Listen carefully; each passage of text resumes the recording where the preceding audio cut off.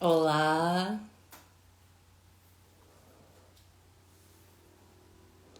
olá, tudo bem? Hoje é um dia muito especial na nossa jornada de preparação para o Ano Novo Astrológico.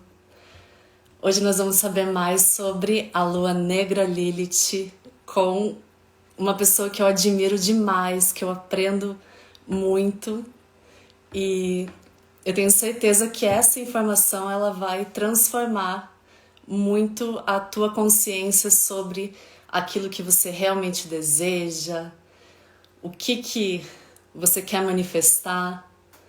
Então hoje vai ter essa conversa toda especial com a Vanessa, que é psicóloga, astróloga e uma pesquisadora incrível desse tema tão fascinante, mas também tão confuso dentro do mundo astrológico. Ai, que bom! Oi, gente, sejam muito bem-vindos. Se vocês puderem mandar essa live para quem se interessa sobre o assunto, vocês vão estar ajudando demais a gente a divulgar essa informação e aproveitar o máximo possível esse momento. Então, eu vou acender com vocês a velinha que vai representar a nossa conexão, que vai representar o fogo sagrado do nosso coração. E a inspiração para o dia de hoje.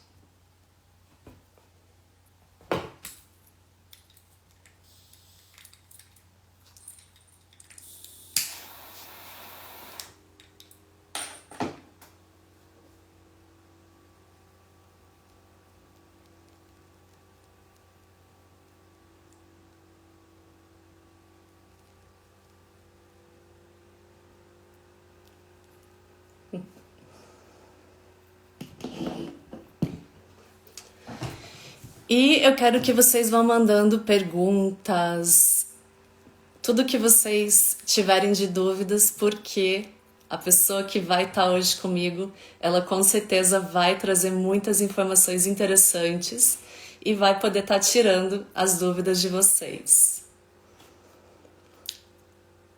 Então, vou chamar a Vanessa, que eu já vi que ela está aqui. Vamos aqui.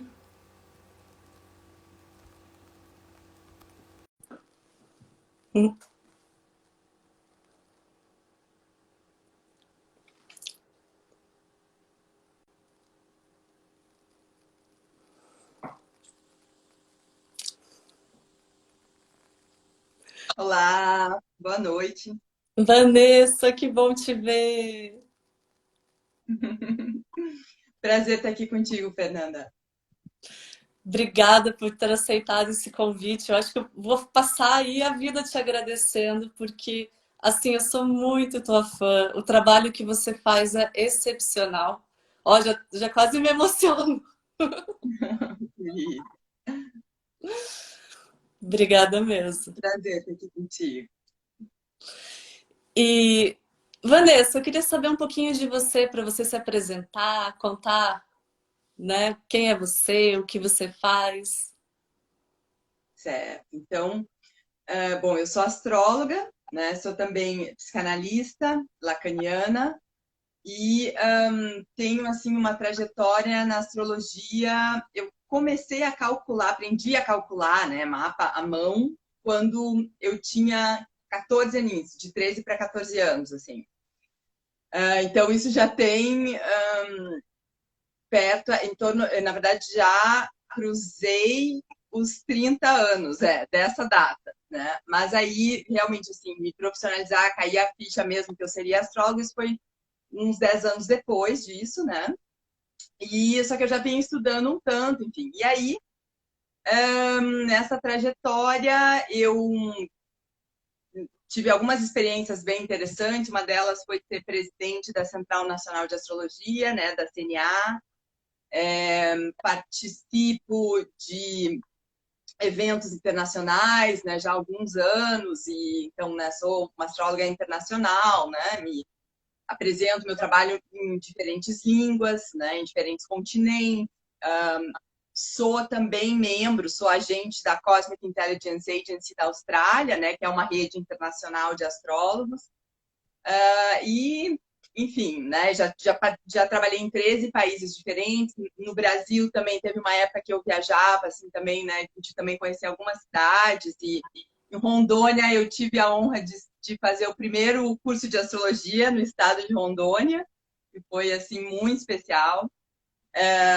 E também nisso, assim, né, nessa função de dar um primeiro curso de astrologia, no caso, astrologia ocidental, eu tive a honra de dar o primeiro curso de astrologia ocidental no Irã, que foi, assim, também muito, muito especial, assim, né? Então, né, já, enfim, né, trabalhando na Europa, América do Norte, Oceania, Ásia, Brasil, né? E hoje em dia a gente tá mais, né, não tá no momento de poder se movimentar fisicamente tanto, né, mas podendo estar aí conectada, né, também com esses movimentos, né, e enfim, sou astróloga, né, trabalho com isso há anos e também atendo pacientes, né, também tenho esse trabalho, né, mas a carreira, a dedicação de carreira, realmente ela tem uma ênfase, né, nesse trabalho da astrologia, nesse sentido da participação, né, da atuação no âmbito astrológico, assim, né?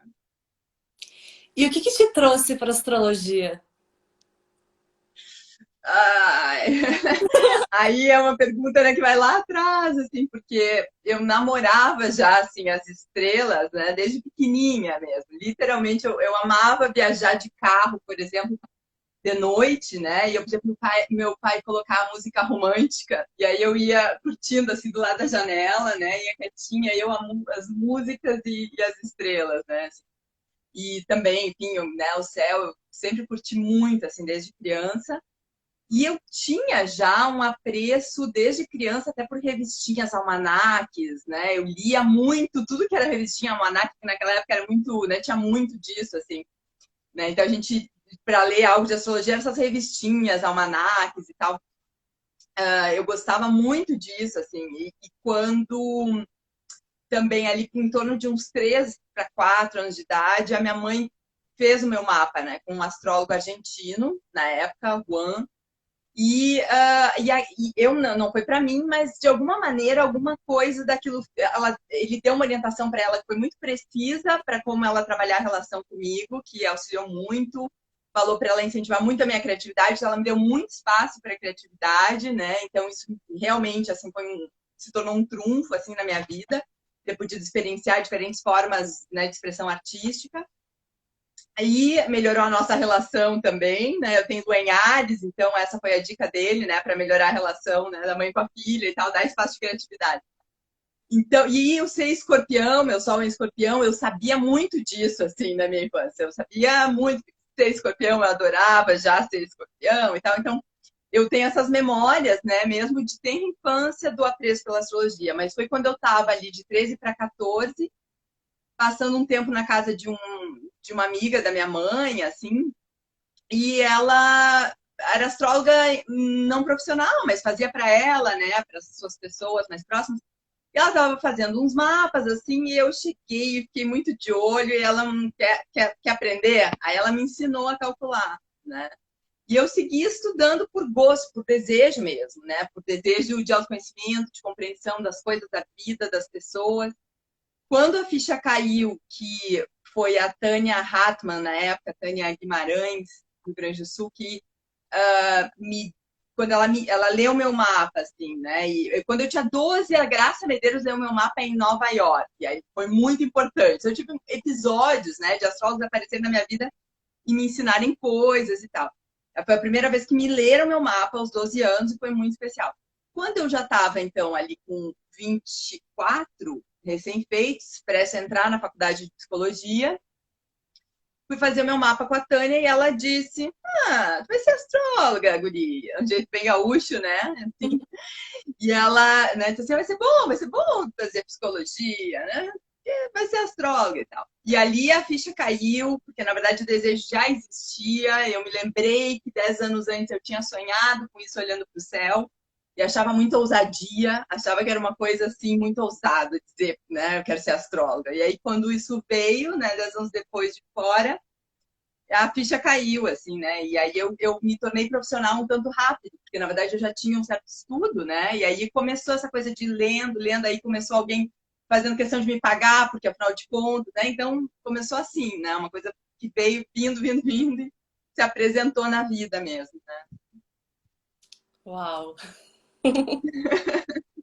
Contar um pouquinho, né? Se você me deixar, a história é longa, né? Tem muitos detalhes, mas tá bom assim.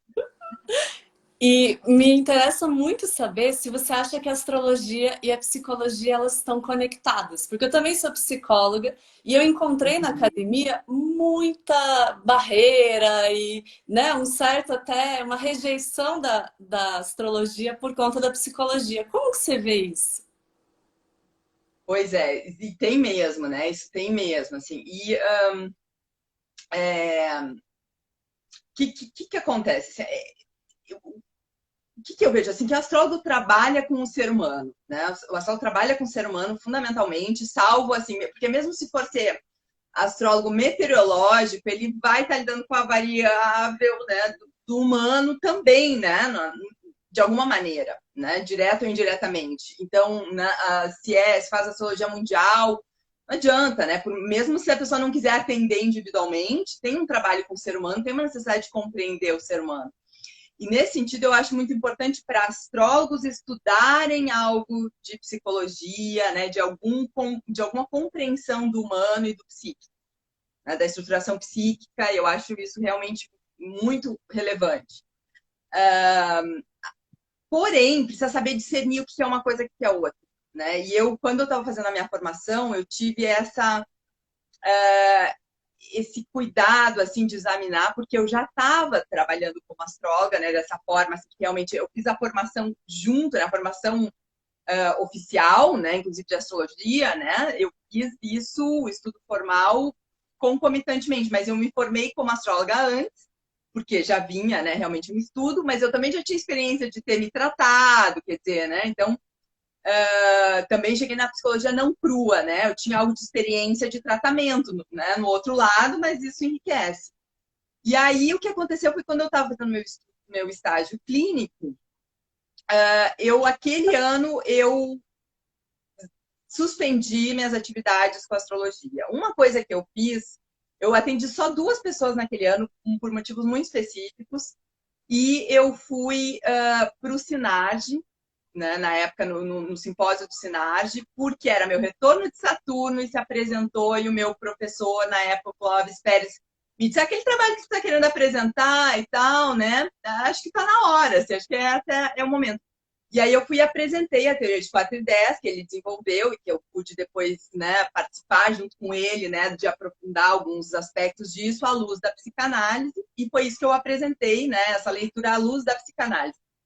Então, né, da constituição do sujeito e como que isso está no mapa e como, por que essa teoria de 4 e 10 que vai trabalhar os quadrantes, por que ela funciona, qual é, né, o entendimento que a gente pode ter dela. Então, isso, naquele ano foi só isso que eu fiz, uma coisa muito importante, mas realmente, assim, foi mínimo.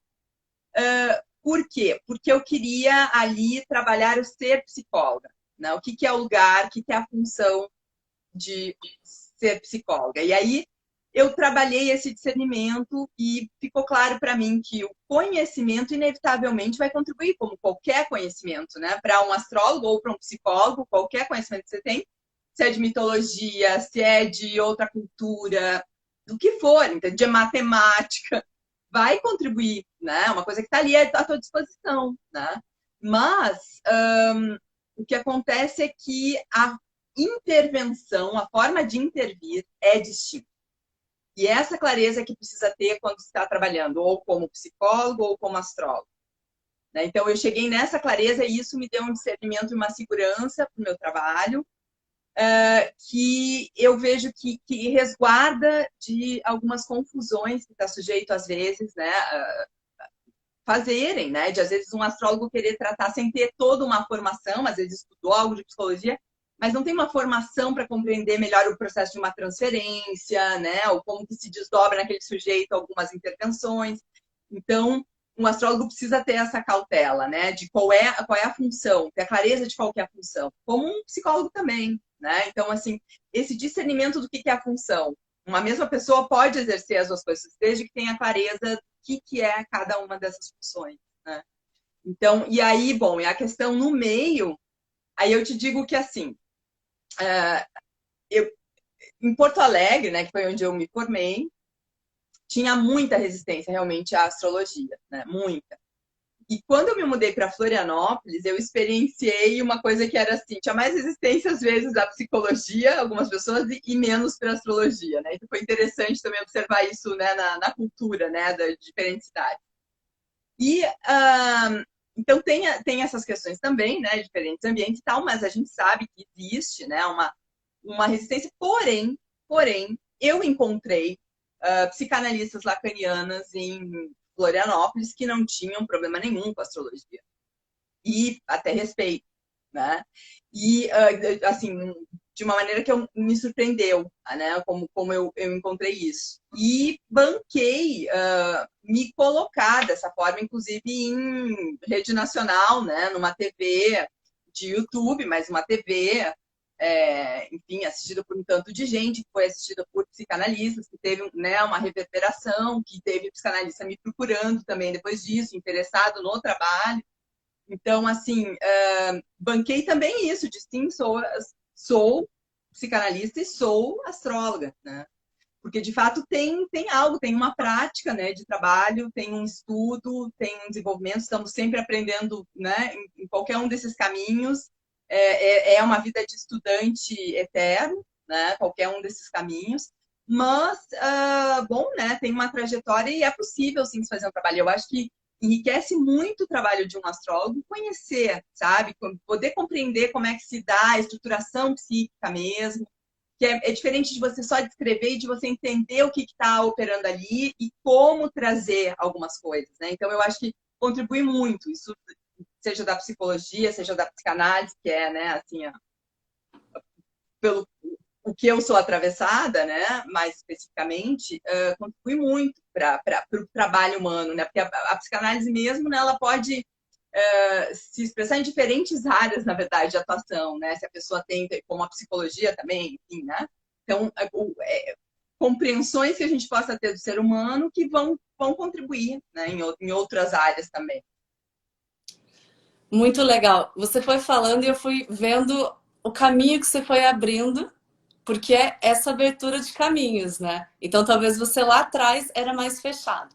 Eu me formei há 12 anos e na Federal do Paraná e era um ambiente mais fechado. Eu lembro que só tinha eu e um colega que a gente estudava astrologia juntos e gostava muito. Eu fiz a minha monografia de Jung e astrologia e era tipo totalmente fora, né, daquele ambiente.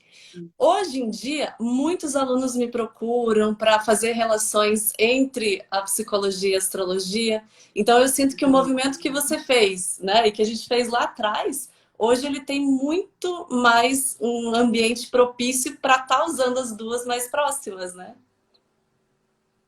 Sim, sim. Né? Cada passo que se dá de um ato de coragem, de bancar algo, né, que diz de uma verdade, abre inevitavelmente, né? Vai abrindo, porque, né, sai daquela referência de que não pode. Por que não pode, né? Qual que é o real cabimento disso, né?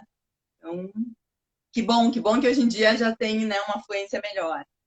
Sim, amei. E a tua lua em Ares com certeza fez com que você percebesse isso lá atrás e fosse ali, né? Abriu o mato. Sim. Sim, tem essa, né? E aí, como a gente está falando disso, eu vou mencionar que eu tenho a Lua em Ares e a Lua Negra em Ares. Então, né, isso reforça muito essa questão mesmo, isso de abrir caminhos, assim, né? Tem essa característica mesmo. Nem sempre eu tenho que ficar depois para desenvolver, né, algumas coisas, né? Mas isso de abrir, assim, realmente é uma função, assim, é uma função. Perfeito! E hoje, né, a gente está falando sobre a lua negra no dia que a lua e a lua negra estão juntas. Para começar, a gente a introduzir, Exato. você pode contar um pouquinho o que que é a lua negra, o que que é a Lilith, essa, né, quais são as diferenças? Conta um pouquinho pra gente. Então, assim, a lua negra, a gente costuma, né, se convencionou de alguns anos para cá, eu fiz parte dessa legitimação desse termo, assim, né, com meus escritos, assim, de alguns anos para cá, né, ali de 2015 para cá, eu comecei a escrever para a Cosmic Intelligence Agency, né, e então é a trazer uma compreensão desse ponto, que a gente, então, optou por tratar como lua negra Lilith, com esse nome composto, porque os americanos, esse é um ponto que se refere ao apogeu lunar, eu já vou explicar mais o que é isso, mas então, para se referir a esse ponto do apogeu lunar, a vertente mais americana, né, anglo-saxã, tem mais uma tendência de usar o termo Lilith. Porém, a tradição francesa tem mais a tradição, tem mais, então, um costume de usar a expressão lua negra. E aí, então tem isso, né? Mas aí está falando da mesma coisa. Então se convencionou usar o termo inteiro, né? Lua negra Lilith. Porque também o que acontece? Tem Lilith, existe também um asteroide Lilith. Lua negra tem também uma confusão que às vezes está feita as pessoas fazerem com a lua escura, que não tem nada a ver, que a lua escura é simplesmente o momento que antecede a lua nova, né? Aquele momento então em que a lua não está aparecendo, então é uma lua escura, que é o momento ali, né, para a lua nova, então isso a gente diz que é a lua escura, então depois ela começa a despontar, clarear, né, então tem aquele momento do ciclo lunar, que é o momento da lua escura. Mas que aí se fala então de dark moon, né, em inglês é essa expressão, e aí as pessoas confundem black moon com dark moon. Então a black moon, que é a lua negra, é outra coisa, que é esse apogeu lunar, que é um ponto, então, que a gente encontra no mapa, um ponto astrológico. E o que é esse ponto? Ele é um corpo celeste? Não. Ele é um ponto virtual, assim como os nodos lunares, que também são pontos virtuais e também a gente encontra eles direitinho marcadinhos no mapa. Então, esses pontos virtuais, o que eles são? Eles têm alguma referência. Os nodos são os pontos de encontro de Sol e Lua, que vão nos falar, então, dos momentos de eclipse, né? Eles vão nos sinalizar por onde que a gente encontra os eclipses. Já a Lua e o ponto, então, da lua negra vai nos falar do apogeu lunar. Então, os nós lunares são uma relação de Sol e Lua e Terra, né? O alinhamento que precisa fazer para os eclipses. E aí, se a gente tira o Sol da jogada, né, a gente fica com a relação momentaneamente, né, deixa ele no lugar dele, momentaneamente. A gente se refere, então, só a esse aspecto lunar. A gente, então, de relação de Terra e Lua, a gente vai ter a relação de quando a Lua está mais longe da Terra e quando ela está mais próxima, né? Então, o apogeu e o perigeu, né? Quando está mais próximo da Terra, mais distante da Terra. Esse apogeu, ele vai ser na mesma direção do foco vazio da elipse. Aí já entra um pouco assim de mais detalhamento de mecânica celeste, porque as órbitas, né, elas são uma elipse. Né? Então, as órbitas planetárias, a órbita da Lua em relação à Terra é uma elipse, né? Não é um círculo. E uma elipse, para formar uma elipse, a gente precisa de dois centros. Né? Não é só um, senão é um círculo. Então, tem dois focos. Esses dois focos, então, a gente tem a Terra, que é um foco, e tem a outra partezinha, que é o que se chama, então, de foco vazio da elipse. Esse foco vazio, ele vai ser na direção do apogeu, porque aqui, se a gente pega aqui a Terra, né? E aí a Lua, ela vai orbitar assim, né? Então aqui ela está no perigeu mais pertinho, aí ela se distancia até que ela fica mais distante, que é o apogeu, e aí ela vem o perigeu, aí o apogeu, e tem aqui no meinho, né, invisível, esse foco vazio. O que acontece? acontece que o apogeu vai ser na mesma direção desse foco vazio. Então, aí a gente já vê que tem algo desse distanciar-se da Terra, né? Então, é como tem algo ligado à questão da gravidade, porque é o momento em que a Lua quase escapa da órbita da Lua, porém é aí que a gravidade mostra sua força, porque ela volta em função da gravidade. Então a gravidade se evidencia nesse ponto da Lua negra. Então ela tem isso de, por um lado, ser o que nos puxa para a Terra, como as compulsões, né? Tudo que seja compulsivo, que é repetitivo, que é uma repetição de padrão, que é pulsional, que é no próprio corpo tem algo, né, que puxa para aquela repetição. Assim como ela também vai nos falar da possibilidade do sublime, disso que transcende, né? Quando a gente consegue elevar, consegue, a partir do corpo, graduar a nossa própria energia, a nossa própria pulsão, a forma como a pulsão se inscreve na vida, como a nossa energia vital se inscreve na vida, tá? Então, ela vai nos falar disso, ela vai nos falar, então, nesse sentido também de pulsão de morte, daquilo que aterra, que é terrorífico, que aterroriza e que puxa, né, para grave, né, gravidade, né, grave em inglês, que é, né, a cova, então essa coisa da terra, né, ou disso que é a própria pulsão de vida, né, que é justamente a possibilidade de estar nesse corpo e por isso mesmo estar vivo, né, e a partir desse corpo realizar, criar, então ela é fundamental para a nossa força criativa mesmo, né, para a nossa realização criativa. E ela vai falar, então, da possibilidade de talentos viscerais, onde a gente tem a lua negra, a gente vai ter ali algo de um padrão pulsional e, ao mesmo tempo, da possibilidade de um talento visceral. Porque quando aquela compulsão, né, que tende a uma repetição mórbida, se inscreve como repetição criativa, que aí é como um treinamento de uma arte corporal, por exemplo, ou de qualquer arte, né, de talento, daquilo que a gente repete, mas não como uma coisa mórbida que fica ali só, né, estanque parado no mesmo lugar como uma compulsão, mas como uma pulsão que se inscreve numa direção, na direção do desejo, na direção daquilo que nos realiza, tá? Então, ela é muito importante para a gente compreender esse processo. E aí, então, né, gravidez também tem essa mesma raiz.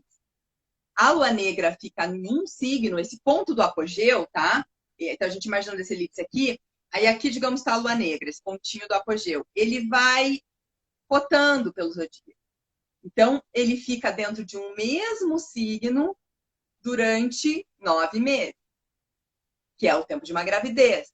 Né? Então, nos remete realmente a isso de gravidez. A gente vê essa mesma raiz grave, né? E isso de trazer para a Terra, de materializar, de formar um corpo.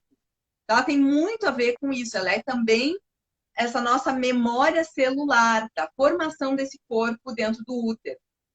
Então, ela vai nos contar também dos conteúdos muito básicos da mãe, da experiência visceral da mãe durante a gravidez, para além do que é, inclusive, o discurso oficial, a intenção da mãe, que a lua branca vai nos falar disso. Vai nos falar de conteúdos inconscientes, mas num nível. A lua negra vai nos falar de conteúdos viscerais, uma coisa ainda mais básica, uma coisa que ainda é anterior sequer às palavras, é antes do nascimento. Né? Então, é antes das imagens e palavras, é como um instinto reptiliano, né? Como isso de estar, né, no útero, assim, que não se vê, não se compreende, se sente simplesmente. Frio, calor, né? Tensão, relaxamento, desconforto, prazer, né? É o nível das sensações.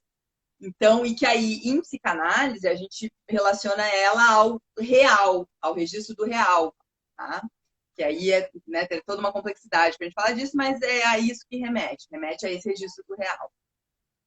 Então, do real, cru da experiência, né? Que não é. Temos os 3 registros: o simbólico, né? Que vai falar então da palavra, da articulação simbólica, né? Da linguagem.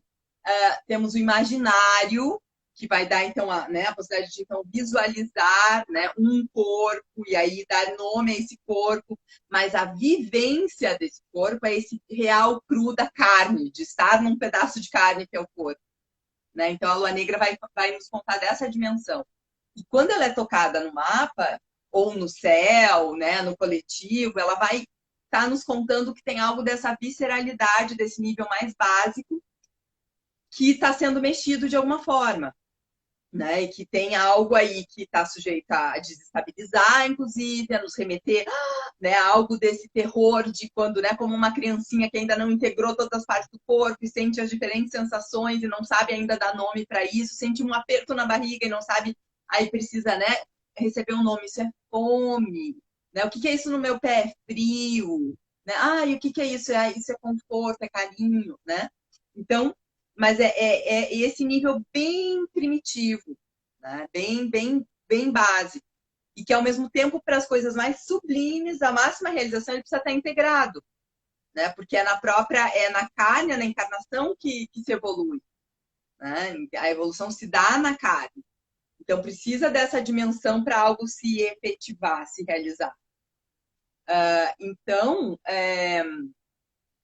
como isso de trazer a terra, né? De gerar um filho, de materializar um corpo, né? Então, ela diz respeito a isso, mas ela é esse, digamos assim, ela é então a formação desse corpo, a gravidez, mas ela é também o expelir desse corpo, né? Porque se a gente fosse deixar só pela lua branca, que é regente de câncer, a lua branca manteria, né, o filhinho. Como é que é canceriano? Fica guardando para si, né? Fica guardando para si. E o que é que possibilita? É o Capricórnio, né, do outro lado, oposto a Câncer, é que diz, vai para o mundo, dá o limite, acabou essa gravidez, agora está na hora de nascer. Né? E a Lua Negra, ela tem, então, o seu domicílio em Capricórnio. Tá? Isso foi uma coisa bem estudada, bem examinada, assim, eu já estava falando de Lua Negra há um tempo, eu trazia isso como uma questão ainda em aberto, e aí um exame, outro, e outro, e outro, até chegar nessa convicção de que é isso mesmo, de que o domicílio é realmente Capricórnio, né? E que a exaltação dela é em Escorpião, porque são exatamente as posições opostas à Lua branca, né? Então, que a Lua ela é domiciliada em Câncer, a oposição é Capricórnio. Então, a Lua Negra é domiciliada em Capricórnio. A exaltação da Lua em Touro, oposto a Escorpião, a exaltação da Lua Negra é em Escorpião. E isso né, não porque ela é uma outra lua, mas porque ela é esse outro aspecto da lua, esse aspecto complementar, né, que a gente também pode pensar como um espelho, tá? Porque aí se a gente traz essa riqueza que a compreensão da constituição subjetiva nos traz, de quanto o olhar da mãe é importante, né, para a constituição da criança, né, do sujeito ali, a gente pode pensar que o Sol, aqui, né, aqui atrás de mim, aqui, o Sol, ele é essa identidade, né? Ele vai nos falar da nossa identidade, da estrela que nós temos a fazer brilhar no mundo.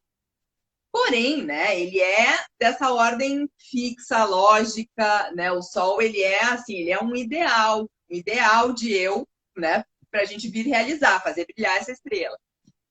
Mas esse eu, a criança desenvolve precisando contar com esse olhar materno, com esse olhar da mãe que então reconhece, que vai então olhar para esse corpinho, vai dar um nome para esse corpo, vai mostrar, na medida que a criança se diferencia da mãe, vai mostrar que ela tem um corpo separado do corpinho, né? Então, ela vai por espelho poder enxergar que a mãe tem um corpo e aí ela tem um corpo, aí ela vai poder se ver uma outra criança do tamanho dela, tem um outro corpo, ela vai poder vir trabalhando essa noção da própria imagem, vai se ver no espelho.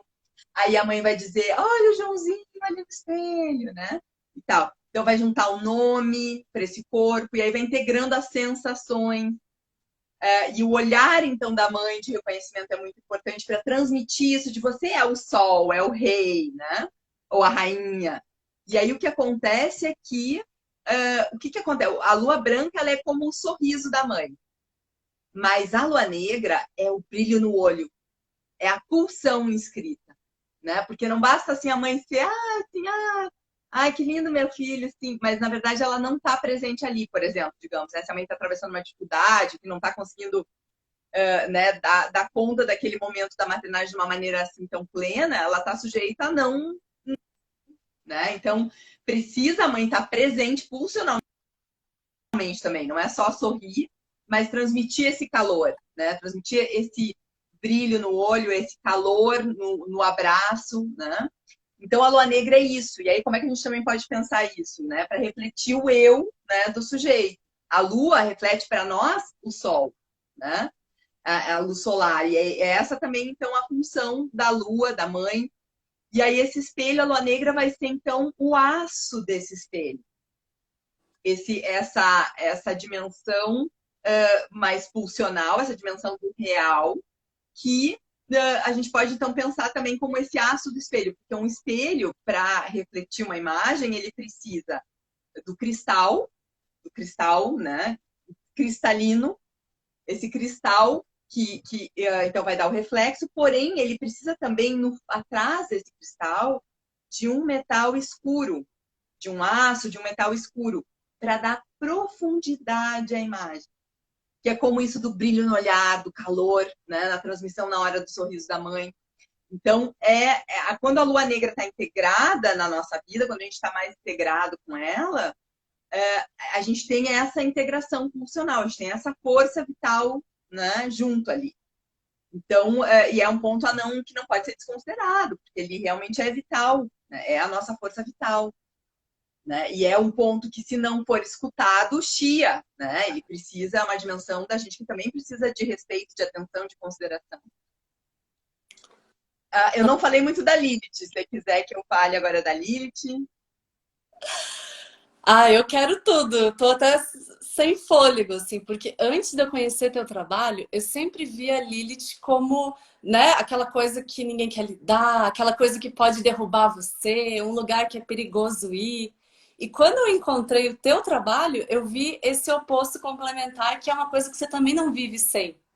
Então, aquela coisa, a caverna que você não quer entrar, guarda o tesouro que você está procurando. E a Lilith é isso, né?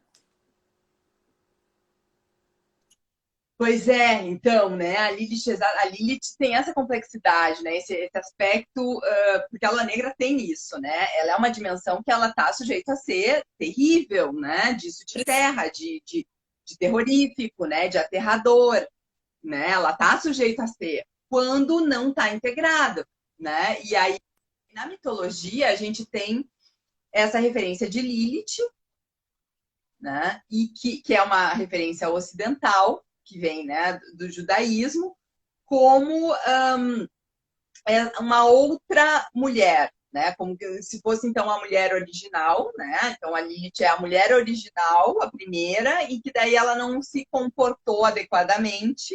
Então ela foi rebelde com Adão e tal, e aí então precisou, né, que Deus criasse Eva para atender melhor as funções familiares e de esposa, né, e de mãe e tal. Porque a Lilith era mais rebelde, não queria, né, estar submetida ao marido. Né? Então isso seria assim, é o básico, né, da mitologia de Lilith. Então é visto assim como uma coisa muito terrível, terrorífica, né? Só que é interessante a gente examinar do termo lua negra, né? Porque tem toda essa riqueza do que a gente estava conversando antes, né? Que nos remete à questão do espelho, né? De toda uma outra dimensão que é interessante pensar. E porque abarca mitologicamente não só a Lilith, que é importantíssima, ela é fundamental para se compreender, né, a Lua Negra, sem dúvida, ela faz parte, é uma parte muito fundamental, mas não é a única expressão cultural que a gente encontra para, né, dar nome e contar as histórias desse nível visceral da nossa experiência humana. Então, nesse nível da nossa experiência humana, visceral, a gente também encontra outros desdobramentos mitológicos na humanidade, né? Outras figuras. Tem várias, né? Várias mesmo, tem. Realmente são várias. E aí tem uma que é muito interessante, que é a Kali, na Ásia, para a gente, né, pegar uma referência ocidental e oriental. E aí no Oriente, na Índia, a gente encontra a Kali, que é a escura, né? Kali é a noite, a escura, é o grande vazio, aí essa referência do vazio, né? Que tá o foco vazio, lembrando do foco vazio, tem do próprio útero, que é um vazio que gera vida durante aqueles 9 meses, né? Então, e aí a Kali, ela é um vazio também, ela também é o grande vazio de onde tudo vem. E a Kali, ela tá sujeita a ser terrível, ela chega a ter um colar, nas imagens delas, um colar de cabeças ensanguentadas, que ela matou numa fúria, mas uma fúria que era uma fúria da natureza botando ordem, né? Então, e ela não é uma outra mulher, ela é da própria, do próprio casal, né, de deidades, né, Shiva e Parvati.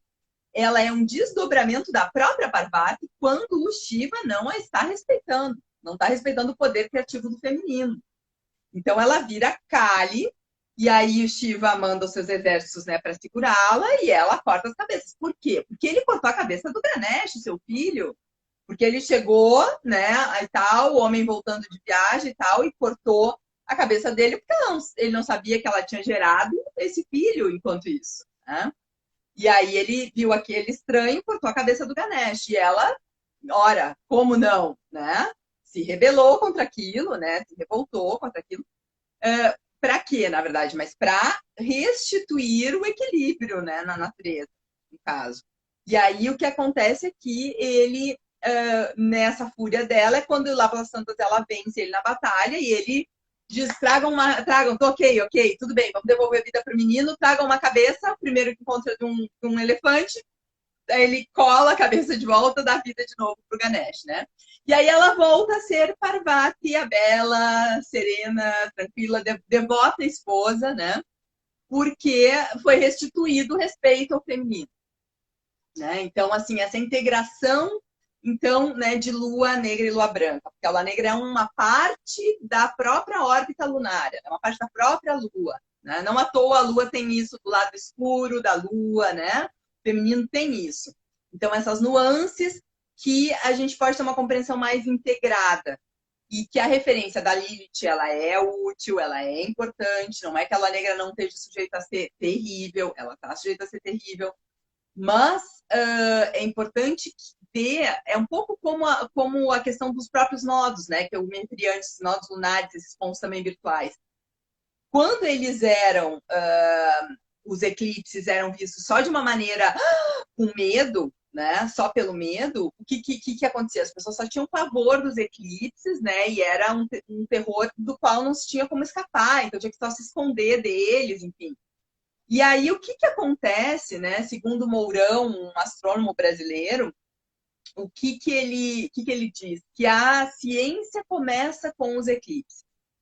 Porque no momento que o ser humano, em vez de só se apavorar e agir reativamente no medo, começa a observar quando que aquilo se repete. E começa, então, a anotar os dados e fazer a observação científica. E a aprender como é que são os ciclos dos eclipses. E aí começa, né, o trabalho da ciência de abstração, de ser meramente tomado, né, pela crueza vivencial e poder ter essa observação da experiência, né? E aí essa marcação de dados, essa observação e essa análise desses dados, então. Então, com a Lua Negra, não digo que de uma maneira assim tão na direção da ciência, não que ela não possa ser, né? Ela se destaca, pioneiros, né, nas ciências como Einstein, tem Lua Negra em Ares, né, pioneira lá na 10ª casa, ela aparece também nesse tipo de talento, mas digamos que ela não é em princípio da ordem tão direta, né, a primeira associação não é ciência ela, mas que isso da gente poder olhar para ela com esse olhar mais que integra, né, que observa o que se dá ali. E o que é que então está precisando? Se tem algo de terrível, se tem reações, o que está precisando ser integrado? Porque quando ela aspecta um ponto do mapa, digamos, ela faz um aspecto ao Sol, ela vai trazer os conteúdos não elaborados daquele Sol. Ela vai convocar a ficar mais integrado esse Sol. Mais para valer, mais visceralmente integrado, né? Então, ou se é uma Lua, se é um Saturno, um Mercúrio, uma Vênus, um Marte, né? Ela vai trazer os aspectos não... Se ela está se aplicando, ela em trânsito está se aplicando, ela vai trazer os aspectos não elaborados daquele ponto. E, por outro lado, quando ela recebe aspecto de algum outro astro, ela está recebendo aquele ponto em nós, que vai nos contar do pontinho lá no mapa, ela é aquele ponto que vai nos contar de algo não elaborado, né, de algo que é mais cru, que é onde está algo desse real da nossa experiência, né, mais crua da nossa vivência, né, das nossas sensações, né, dessa dimensão mais crua da experiência. Quando vem um planeta e aspecta, ele nos dá a oportunidade de elaborar algo daqui. Né? Então, daquela dimensão nossa mais visceral, encontrar um caminho de elaboração, um curso criativo, uma forma de canalizar, uma forma de inscrever essa pulsão, de ela não ficar só tomada ali como uma repetição, né, de compulsão, mas inscrever essa pulsão na direção do desejo. Então, isso é que a gente busca quando a gente tem algum planeta aspectando a nossa lua negra. E a mesma coisa Então, assim, quando você nasce com a lua negra em conjunção com algum planeta. Por exemplo, você com a lua branca. sim, sim. Como o nosso céu de hoje, né? Desse momento, né? Assim, sim. Então, a Lua conjunto Lua Negra, ela é interessante. Ela é peculiar, né? Claro que a Lua daí não vai ser, assim, uma Lua muito comum, né? A mãe da pessoa possivelmente vai ter algo que não é aquela mãe tão, sabe, típica, caricata, luazinha branca, né? Porque ela vai ter essa estranheza. A Lua Negra vai nos contar essa dimensão mais visceral, ela vai nos contar de algo também de uma estranheza, né? De uma diferença, essa coisa da rebeldia ou da diferença, de algo que não é convencional, né? Ela vai nos contar disso também. São algumas palavras que a gente também pode, né, associar a lua negra em diferentes situações. Então, então vai ter algo dessa lua que, né, vai ser um pouco diferente de alguma forma, né? Não vai ser uma lua branca clássica, né? Então a mãe da pessoa é meio diferente em algum aspecto, tem alguma coisa, né, que não é bem no convencional, né, num padrão convencional. E ao mesmo tempo tem uma riqueza muito grande. O que se diz assim, né, quando uma pessoa tem a lua em conjunção com a lua negra, significa que a criança viu a mãe de uma maneira muito como a mãe era mesmo. Ela sacou a mãe, ela viu a mãe como era, ela vivenciou, ela sentiu uma coisa e ela viu o oficial da mãe, a sensação visceral é a mesma coisa, né? Então tem algo de uma percepção dessa mãe mais direta. Que quando tem quadratura, daí já é assim, tem uma coisa que parece que não bate, né? A sensação visceral transmitida foi uma e a versão oficial é outra. Então tem essa complexidade, né? E, enfim, daí os diferentes, e cada uma delas é interessante à sua maneira, né? Mas assim, dizendo então tem isso que tem uma percepção ali que é mais direta, mas que não é convencional, né? Então, dizendo isso, quando a gente faz a referência para compreender a figura materna, né? As referências iniciais da vida. E tem uma outra coisa que é tem uma coisa que é muito interessante de Lua Negra, assim, que eu fico absolutamente encantada, assim, que é algumas combinações de parcerias artísticas. Especialmente, isso até uma pesquisa que eu estou dando uma atualizada nela, assim, né? Tô buscando algumas duplas, né, em cinema, mas dupla assim, dupla que ficou conhecida às vezes para uma coisa, pode até ter feito mais de uma coisa, mas que se destacaram como dois personagens ali que, sabe, ficou marcado, como digamos assim, Thelma e Louise, né, aquele filme, né, em que a Gina Davis, né, e a Susan Sarandon, né, elas fazem ali uma parceria, tá no título do filme, e tem uma química entre elas que fica muito marcado aqui, né? Tem um filme argentino que é Nueve Reinas, que é um dos meus filmes favoritos de sempre, que é maravilhoso, assim, e que é com meu amigo Gaston Paus e com o Ricardo Darín. E eles têm também essa combinação de o que eu estou dizendo aí? Quando a lua negra de uma pessoa está em conjunção com a lua branca da outra, tá? Essa que é a combinação. E que é interessantíssimo porque dá esse efeito de aço e cristal de espelho para refletir uma bela obra de arte. Um outro exemplo que é lindo é o do próprio Cisne Negro, né, que trabalha muito essa questão, né, inclusive a amiga tem a Nina, né, que é a menina, que é assim, uma lua branca, e tem a própria Lili, que até tem o nome de Lili, né? Não à toa, porque o Aronofsky, o diretor, é judeu e tem conhecimento dessas coisas, né? Então não foi à toa que ele fez isso. E ela trabalha no cisne negro e o cisne branco, né? Então, o Cisne Negro é o nome do filme, e elas trabalham toda essa questão aí, o filme vai em torno dessa questão do quanto ser cisne branco e cisne negro, como é que integra isso, como é que pode ser um e outro ao mesmo tempo, né? Então, é toda essa questão. E elas são essa dupla ali, né? É uma química que dá ali entre elas também para vivenciar justamente isso, Lua Branca e Lua Negra. E a Natalie Portman vai chamar a Mila Kunis, que é uma amiga dela, que ela teve isso, assim, o diretor deu para ela essa possibilidade de sugerir, né? De sugerir, ele acatou, ele chamou justamente uma amiga dela, e ela chamou uma amiga que tem a Lua negra na Lua Branca dela. Então, assim, é uma coisa, né, muito interessante como isso se deu, né? E aí tem um outro exemplo, né, que é, é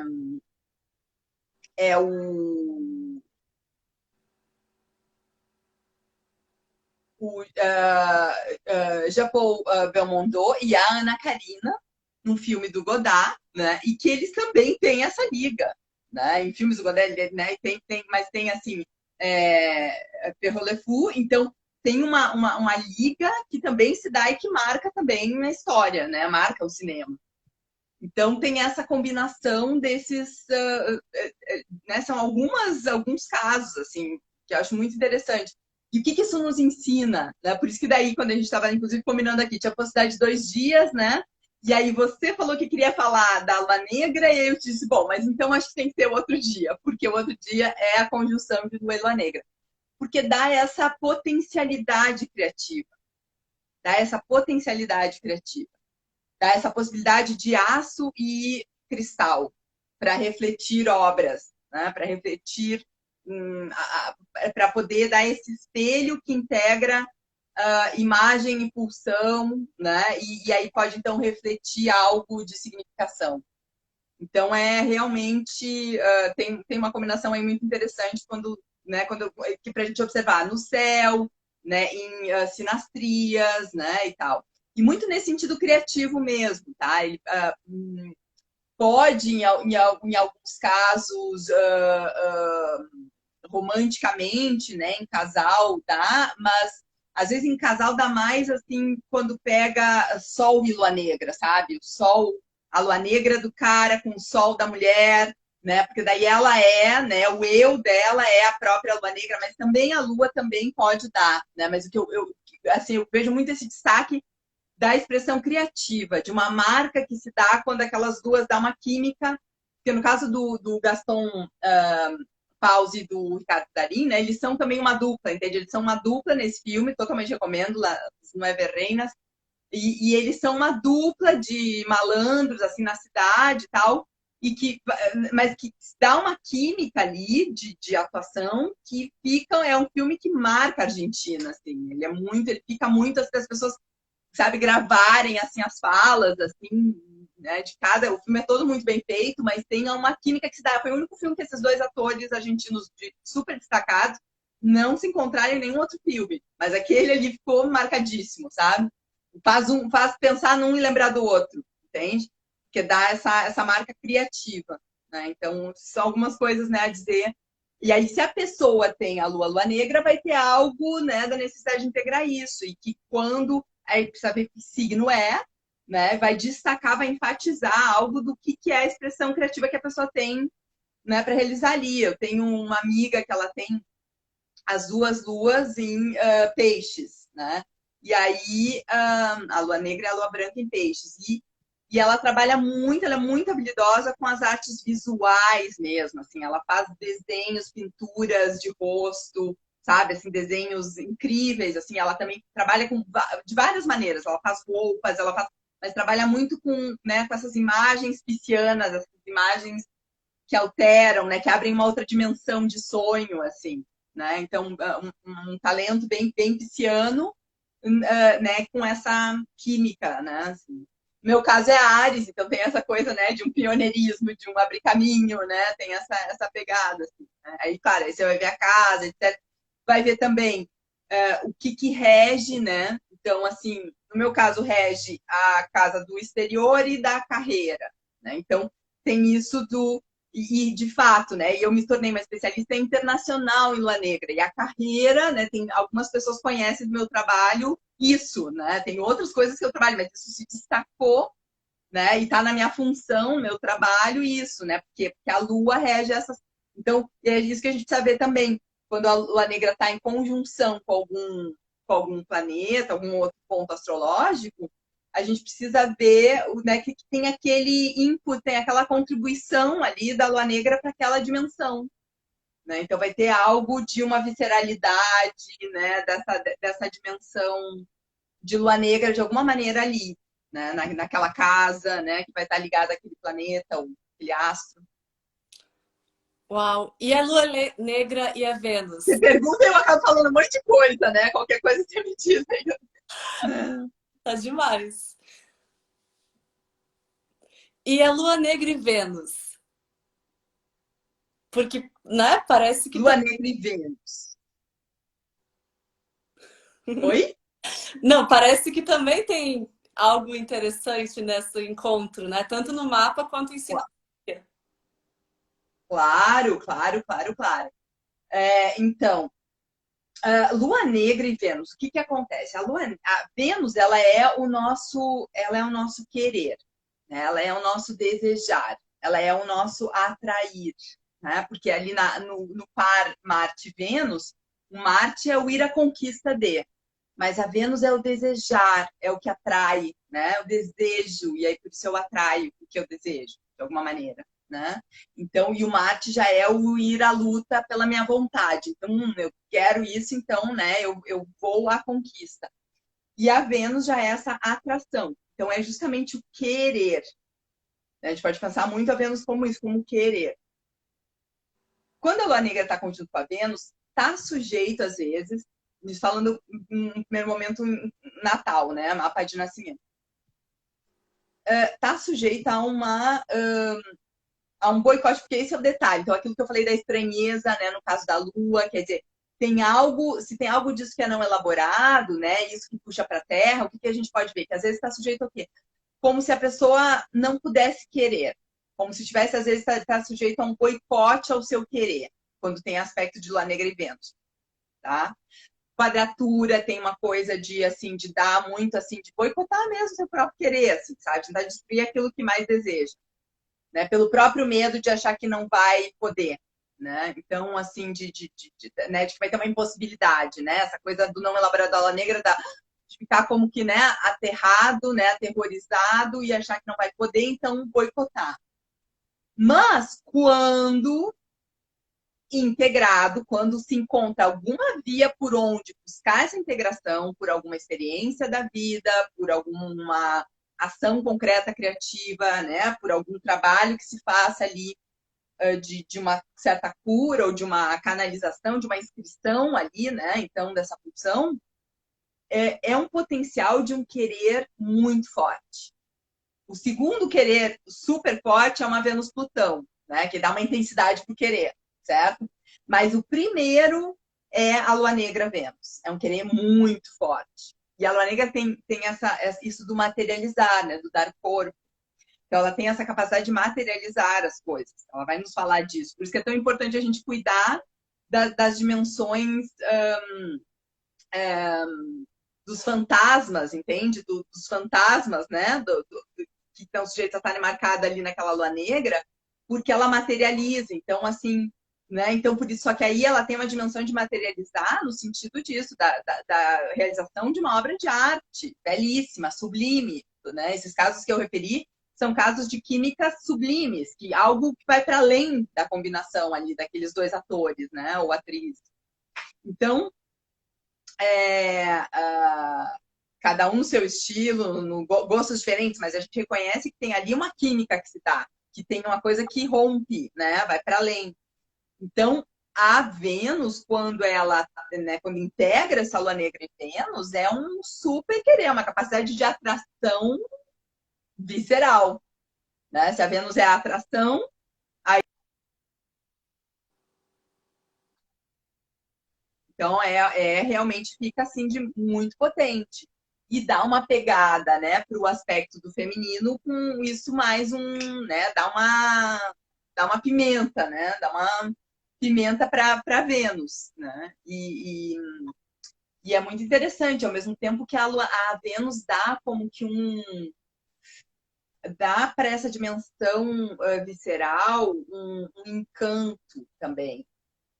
Eu tive experiências assim de. Eu nem sempre falo muita coisa pessoal, não, tá? Mas é que tem umas coisas que estão sendo, me parece, úteis, né, para a conversa.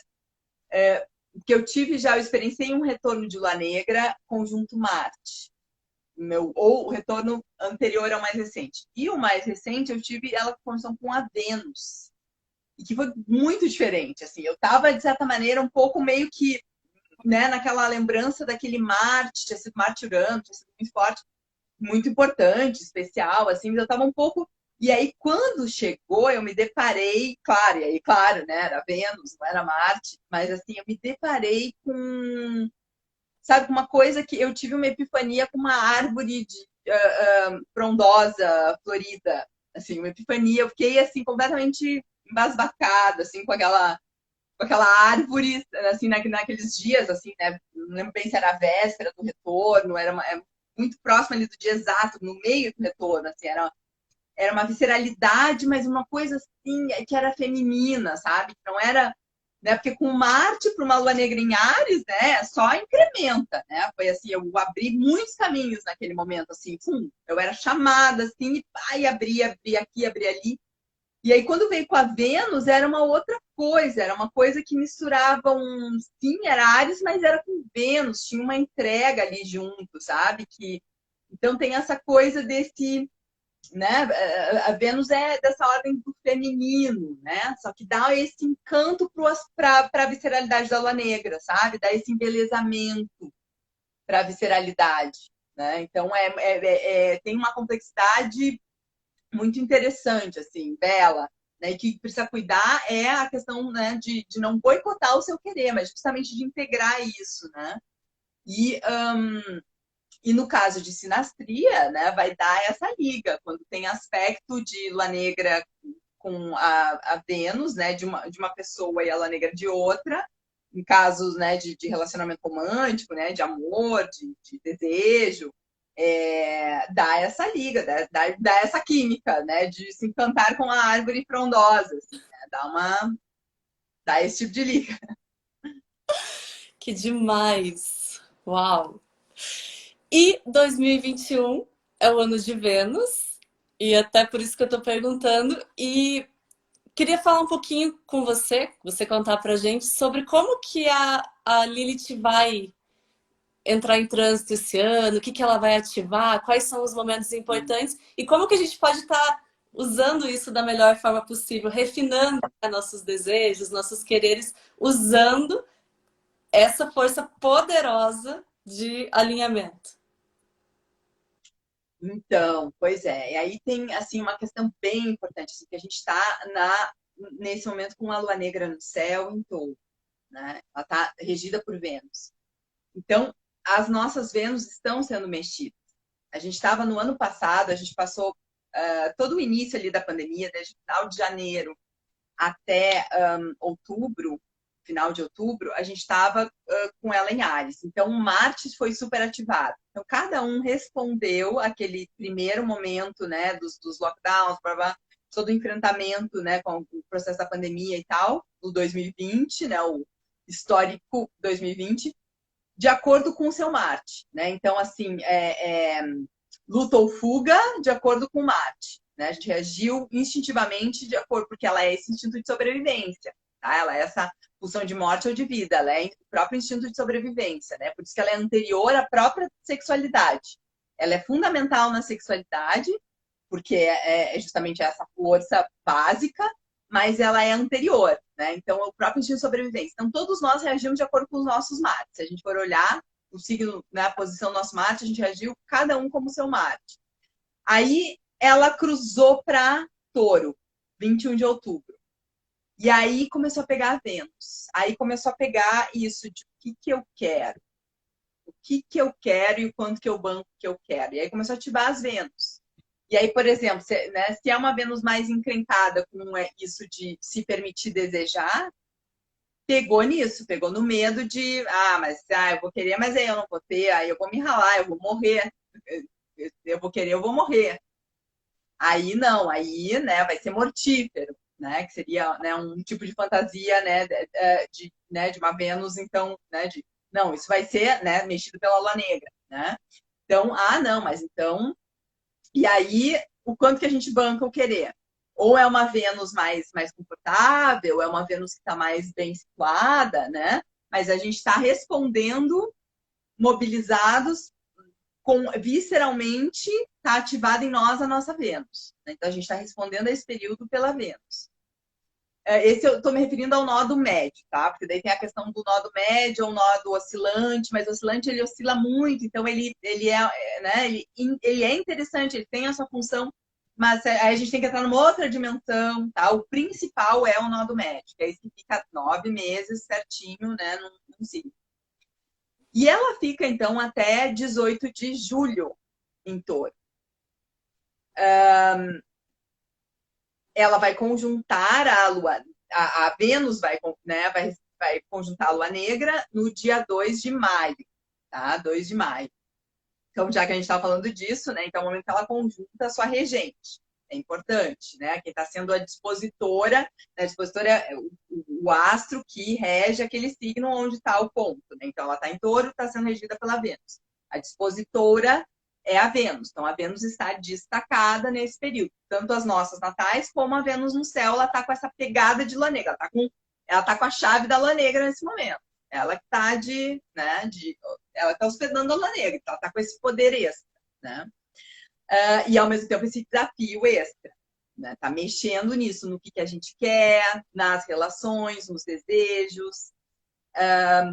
Porque depois de todo, né, aquele período inicial né, da questão né, dos primeiros impactos que mexeu muito com isso, essa sobrevivência nesse nível mais luta ou fuga, aí passou mais para o querer e para né, o sustento também taurino, né, a questão do sustento e a questão do desejo de, bom, frente a isso tudo, esse novo contexto aí desse mundo em transição, o que eu quero? E o quanto eu banco isso? Né? O quanto eu banco o meu querer? O que eu sustento disso? E o que então eu materializo? O que eu estou disposta a bancar para materializar? Né? Então, e aí a gente tem esse processo e o que mexe muito com a lua negra em Touro. E que é importante a gente trabalhar agora, porque ela vai passar para Gêmeos ali no dia 18 de julho, vai ficar daí até 14 de abril de 2022 em Gêmeos. E aí já mexe mais com a questão do pensamento, das informações, né? E aí é uma outra pegada, tá? Mas que vai. O que é importante agora a gente trabalhar, porque depois vai ter o desdobramento do mental, né? Ela vai materializar coisas do mental. Desde a grande mutação ali no final de dezembro, com Júpiter e Saturno, né, conjuntando em Aquário, essa transição massiva, né, que se deu, inclusive, né, com o Stellium depois em Aquário, né, em fevereiro, tudo, a gente pode observar que tem algo de quanto os pensamentos se materializam um pouco mais rápido, quanto tem que estar mais alerta, porque essa dimensão do pensar e as coisas, né, se efetivarem, né, seja né? Porque, bom, a gente está com aquele pensamento, então se direciona e aí começa já a materializar aí na direção de agir, né? Naquela direção. De alguma maneira, né? Isso, assim, como que ficou uma coisa um pouco mais forte, né? Nos exige mais uma fineza no nosso alinhamento para isso. E a lua negra, em Touro, ela mexe muito com essa questão da pulsão, no sentido das marcas pulsionais do corpo, tá? Bem emblemático para a gente compreender a lua negra em Touro são, e eu espero, não sei se eu tô, né, não sei como é que a gente está de tempo, tá? Eu estou indo conhecer a minha vida, tá? Porque são assuntos, né, que eles rendem muitos detalhes, então. Enquanto você quiser falar, eu vou estar aqui. Tá bom, tá bom. Então, vamos andar, enquanto tiver fôlego, a gente vai. Então, assim, né, a Lua Negra em Touro, a gente pode pensar em duas figuras que são uma Descartes, René Descartes, né, que, que tem, né, que, trouxe isso, né, que se tornou então conhecido, né, como a dicotomia cartesiana, né, essa divisão, essa separação do corpo e da mente, que ele trabalhou muito isso, assim, essa separação do corpo e da mente. Enquanto que uma outra figura, que é,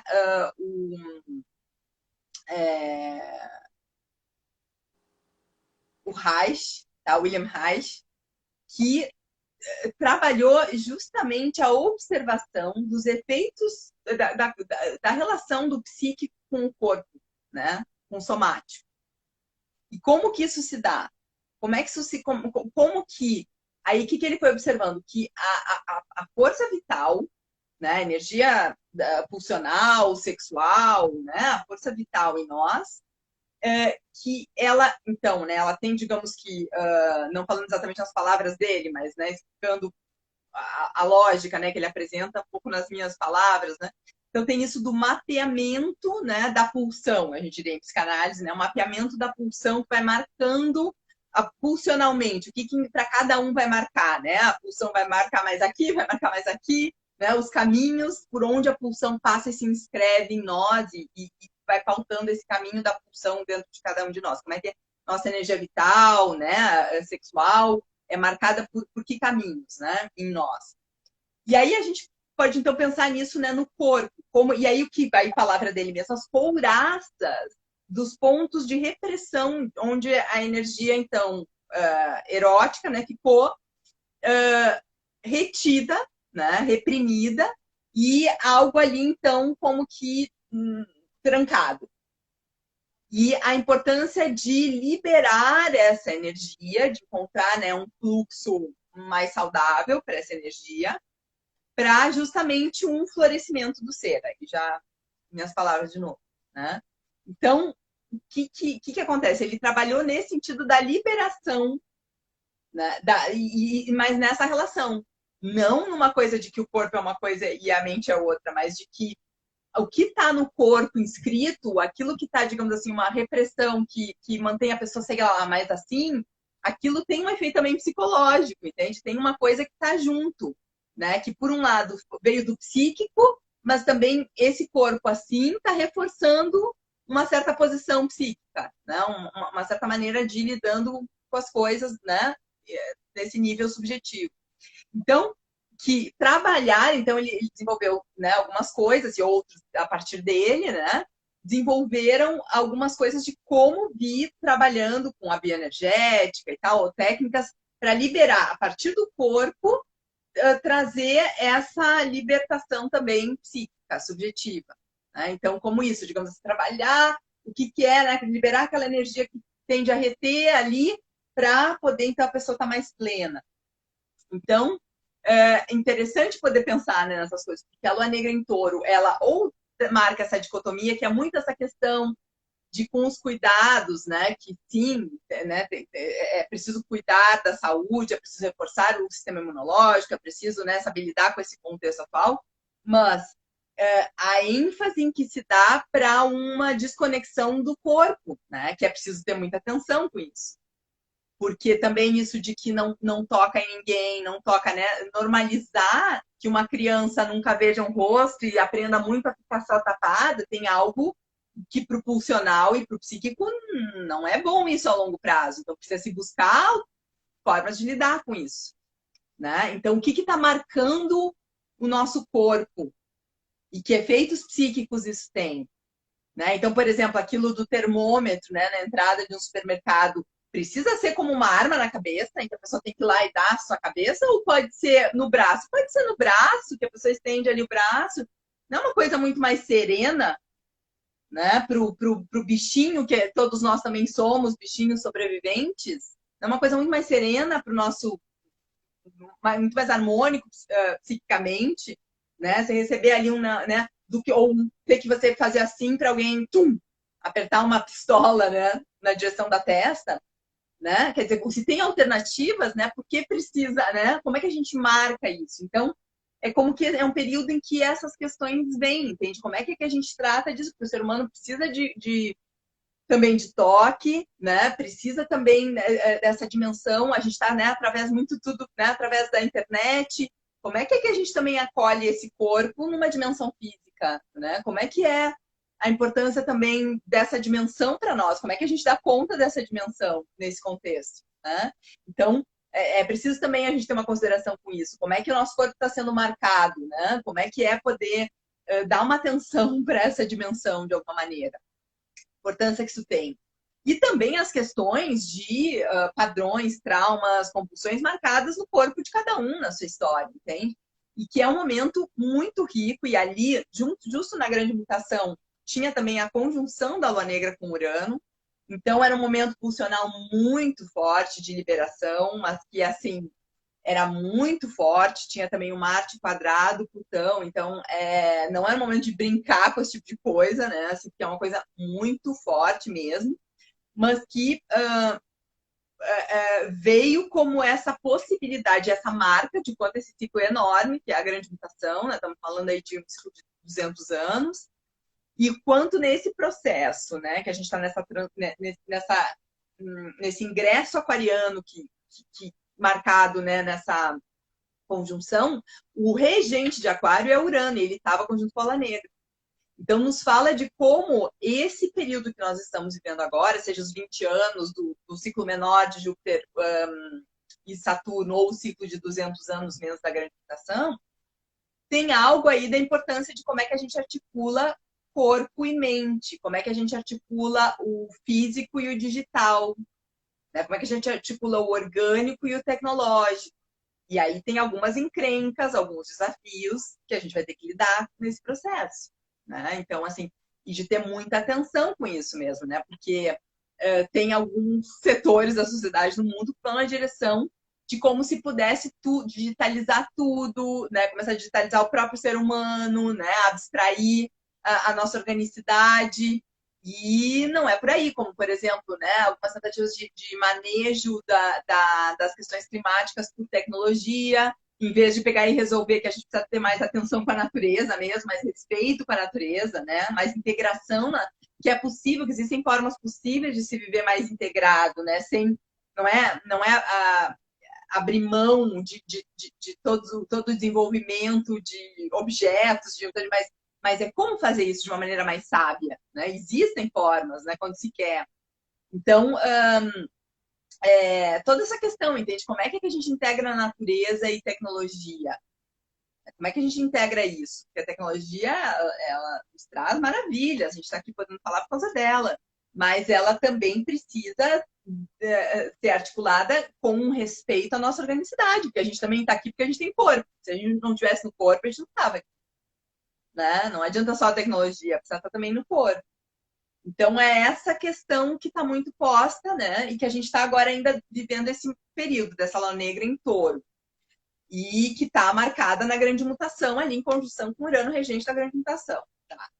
Mas agora, o que a gente tem na pauta para nós, pessoinhas, né? No nosso momento aqui, que estamos vivendo esse momento histórico, mas temos as nossas vidas, né? Pessoais, né? E tudo, nossos desejos, né? Nossos corpos. Então, nos fala disso, assim, de como que a gente integra a pulsão e esses caminhos da pulsão mesmo, sabe? Os caminhos da pulsão, o que quer dizer isso? Além dessas questões mais diretamente físicas, com seus efeitos psíquicos e tal, e fala disso, de o que do nosso desejo, e como que a gente direciona a nossa energia, né? E no sentido, até porque tem muita energia de medo, né? Justificado que seja, né? Claro, mas também né, tem às vezes também a manipulação extra para se aproveitar desse medo e fazer uso, né? De manipular as pessoas de uma forma ou de outra, né? Ou de abusada, né? Das pessoas na sociedade em função justamente dessa questão, né? Desses enfrentamentos, né? Que o ser humano está. Então, como é que essa inscrição da pulsão em nós dá e do nosso querer, do nosso desejo? Né? Bem essa questão do querer que a gente falou antes, né? Que é assim, o quanto que a gente banca esse nosso querer, o quanto que a gente né? O quanto que a gente dá essa assistência desde o nosso físico e do nosso psíquico para o que é da ordem do nosso desejo. É um contexto complexo, mas sempre tem essa escolha, né? Dentro do que a gente está lidando, sempre tem essa escolha. Tem algo sempre de uma escolha com o que a gente faz com as possibilidades que temos, mesmo que elas estejam bem alteradas, né? Num mundo em mega transição. A gente está no momento de mudança do sistema mundo, como eu estive falando em 3 congressos em novembro, né? Então, assim, é um momento muito forte. Mas a gente tem essa dimensão pessoal. E nessa dimensão pessoal tem sempre algo de uma escolha. E é uma escolha na direção dos medos, das impossibilidades, das amarras funcionais, ou é, né, desse fluxo da energia vital em nós, né, de inscrever isso nessa direção do desejo, de alguma forma, né, por onde passa o nosso desejo. Por que falando isso? Porque o que a gente consiga inscrever dessa pulsão, no sentido da realização, da materialização, inclusive, isso pode ser às vezes coisas muito simples, como realizar um projeto ali que a pessoa tá, sabe? Uma obra, né? Uma pequena coisa ali que ela tá, ela com ela mesma para fazer. Às vezes é algo na maneira como lidar com o próprio corpo, né? Então, algo de como lidar com o próprio corpo, às vezes é poder, como é que eu estabeleço uma nova forma da energia vital tá fluindo no meu dia a dia, né? Tem algo que eu tô querendo, sentindo necessidade de ajustar nesse fluxo para sair talvez de algo compulsivo ali, de alguma forma de lidar com algo que acaba não sendo tão interessante, né? Então, é um momento muito interessante para a gente fazer justamente essa transição. E tem algo de um desapegos dos miasmas, sabe? Das inhacas, dos miasmas, né? Das couraças, dessa libertação das couraças que tolhem o ser humano, né? Então, é um momento que é importante ter atenção com isso, por quê? Porque quando ela passar para Gêmeos, quando o nó do médio, então, passar para Gêmeos em 18 de julho, ela vai estar nesse campo daí das ideias. E essa materialização dela vai estar nesse campo. Então, o que a gente consiga nessa dimensão, que já tem isso da materialização, mas que é mais denso do touro, o que a gente conseguir aprimorar mais dessa integração, da inscrição da pulsão em nós na vida, né, nessa direção do desejo, quanto mais o que a gente conseguir fazer do que é do agora, né, das questões de cada um do agora, né, não é uma coisa não tem que ser uma coisa assim, né? Grandiosa demais, mas no processo mesmo das vivências de cada um. A gente chega para essa lua negra em Gêmeos melhor, para um melhor proveito disso, porque aí ela vai estar mexendo com o mental e ela vai estar mexendo com o estranhamento das informações, ela vai estar trazendo essa dimensão da materialização, né? Do pensar. E ela vai trazer muitas informações, sabe? Vai mexer com esse campo mesmo das informações, porque tem muita coisa rolando no mundo que nem sempre já está, né, às vistas, né, na maioria da população. E algumas coisas vão começar a vir mais à tona aí. Ela vai ingressar numa quadratura com o Júpiter em peixes. Então, o Júpiter vai estar a 0 de peixes retrogradando e ela vai estar entrando a 0 de gêmeos, né? Vai quadrar. Então, tem algo aí, né? Um momento que, mesmo para a questão de contágio, é delicado ali, né? São os pontos quando toca, né? Os gêmeos, o peixes, as questões de contágio ou de ar, né? São pontos mais delicados. Mas tem algo também desse campo das informações mesmo, sabe? Do fluxo das informações na humanidade. Então, né, essa vai ser a pauta daí na sequência, né? Daí pra... Então agora é a hora de trabalhar mais esses caminhos da materialização, né, da própria relação com o corpo mesmo, né, com a materialidade do corpo, as formas, é o momento também de poder dar formas às coisas, né, dar formas. Uau! O pessoal tá comentando aqui quanta coisa, eu não consigo parar de pensar. Realmente a mente expande, Vanessa. Você é uma maga das ideias. É incrível como você vai levando a gente nunca mais quer ir embora. Querida. É muito assunto, né? Assim, eu não tô nem conseguindo ler assim os assuntos. Até mandei fazer um óculos, porque acho que eu vou conseguir ler melhor, assim, porque fica pequenininho ali enquanto eu vou falando, né? Eu não tô conseguindo ler muito, eu gostaria de saber mesmo, sabe? O retorno, se você puder me contar um pouco aí, né, por onde que o pessoal tá passando, para ver também que tem algum outro ponto aí que a gente devesse, né, atender, assim, né? Espero que esteja sendo de bom proveito. Com certeza. Eu falo por mim que eu vou demorar aí umas horas, talvez uns dias, para digerir tanta informação e tanta riqueza assim de detalhes, de reflexões. Nossa, sério, eu te agradeço demais. Eu adoraria que a gente tivesse outras conversas, talvez quando a Lilith for para Gêmeos. Claro, claro. Uma boa. Maravilha. Tá acabando aqui. E eu sei que você está escrevendo um livro sobre Lilith, né? Sim, sim.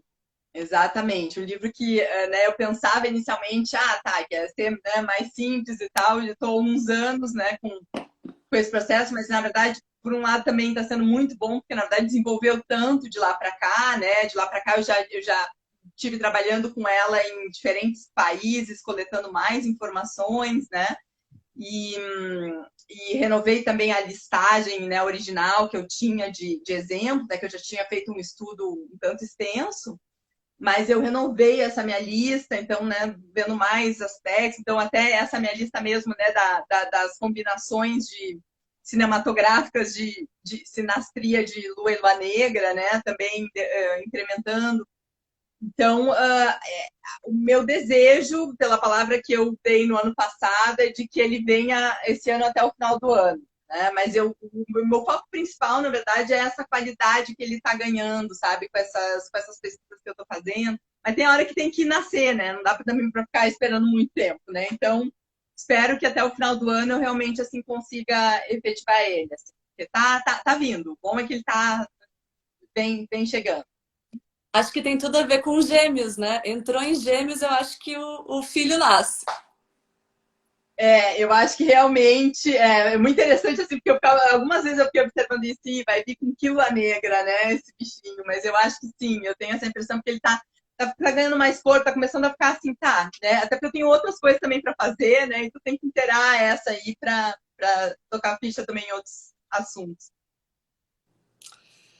Vanessa, obrigada pelo teu trabalho, obrigada por quem você é, obrigada por nos inspirar e abrir esse caminho. E, nossa, não vou falar mais, senão eu vou chorar, mas obrigada mesmo. Querida, muito grata pelo teu carinho e muito grata aí por esse momento, tá, que seja bem proveitoso a todos. Então, um beijo, até a próxima. Um beijo, querida. Até. Tchau. Tchau, pessoal. Obrigada por todos que assistiram. Obrigada pelos comentários. Até amanhã.